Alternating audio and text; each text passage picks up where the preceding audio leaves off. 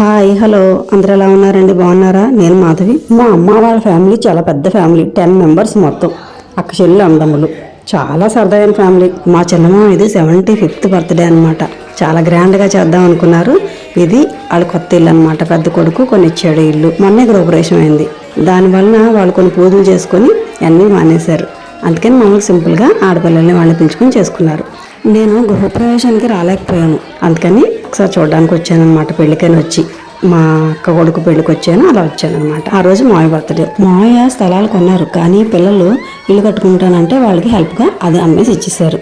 పెద్దవాడు బెంగళూరులో జాబ్ చేస్తాడు, అక్కడే గేటెడ్ కమ్యూనిటీ తీసుకున్నాడు. చిన్నవాడు వైజాగ్లోనే తీసుకున్నాడు. కానీ పెద్ద కోళ్ళు అనమాట. తాళాలు ఇచ్చి అత్తయ్య మావయ్య హ్యాపీగా ఉండండి, సంతోషంగా అని చెప్పి తాళాలు హ్యాండ్ ఓవర్ చేస్తుంది. నేను పెద్ద కొడుకు కూతురు మనవరాలు. ఇది వాళ్ళ ఫ్యామిలీ. పెద్ద కొడుకు కోళ్ళు, చిన్న కొడుకు కోళ్ళు, కూతురు అల్లుడు. మొత్తం ఫ్యామిలీలో మా చిన్నమావయ్య చిన్నత్త కూడా అందరికీ బాగా హెల్ప్ చేస్తారు. వాళ్ళే కాదు, వాళ్ళ పిల్లలు కోడళ్ళు కూడా మాకు బాగా హెల్ప్ చేస్తారు. అల్లుడు కూడా చాలా మంచివాడు. ఇప్పుడు హోమ్ టూర్ చూద్దాం. శ్రీ వెంకటేశ్వర నిలయం. ఇది పూజ మందిరం. మా అత్తకి పూజలు అంటే చాలా ఇంట్రెస్ట్, చాలా బాగా చేస్తుంది. కోడళ్ళు కూడా బాగా చేస్తారు. చాలా బాగుంది కదా. ఇదంతా హాల్ అనమాట. హాల్లో ఈ సెంటర్ లైట్ నాకు చాలా బాగా నచ్చింది. ఫ్యామిలీ మెంబర్స్ ఎందుకు ఇంట్రడ్యూస్ చేస్తున్నానంటే, మా ఫ్యామిలీ లాగా కొట్టుకుంటూ తిట్టుకుంటూ అందరూ కలిసిమెలిసి ఉండాలని.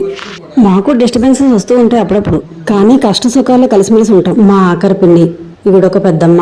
ఇల్లు సింపుల్ గానే ఉంది, అన్ని ఏర్పాట్లు ఉన్నాయి. డైనింగ్ టేబుల్ ఫోల్డింగ్ అనమాట. ఇదొక బెడ్రూమ్, ఇది కబోర్డు. ఇక్కడ కిటికీ దగ్గర కబోర్డ్ వచ్చిందని తన పైన క్వశ్చన్ వేసి కూర్చోడానికి ఏర్పాటు చేశారు. వర్క్ అయితే చేసుకోవచ్చు. 2 బెడ్రూమ్లో కూడా వాల్ కి డ్రెస్సింగ్ టేబుల్ ఏర్పాటు చేశారు అనమాట. బాగుంది కదా, సింపుల్ గా. అంతా హాల్, మా వాళ్ళు సిట్టింగ్ వేశారు. అందరం అనుకోకుండా గ్యాదర్ అయ్యాం, అందుకే ఎలా పడితే అలా ఉన్నాం అనమాట. ఇదొక బెడ్రూమ్, ఇది కబోర్డ్ అనమాట. ఇది డ్రెస్సింగ్ మిర్రర్ అనమాట. మిర్రర్ కబోర్డ్ కూడా బాగుంది కదా. ఇది వాష్రూమ్, ఇది కామన్ వాష్రూమ్. మా వాళ్ళంతా చాలా సరదాగా ఉంటారు. ఇంకా కిచెన్, వంటగదిలో చిమ్నీతో పాటు అన్నీ పెట్టారు. ఇంటీరియర్ చాలా బాగా చేయించారండి. ఇల్లు చిన్నదే అయినా ఏ ఫెసిలిటీస్ కూడా లోటు అవ్వకుండా చేశారు. ఇక్కడేమో ఓవెన్, గ్రైండర్, మిక్సీ పెట్టుకోవడానికి. ఇదంతా వాష్ ఏరియా. వాష్ ఏరియా కూడా పెద్దగా వచ్చింది.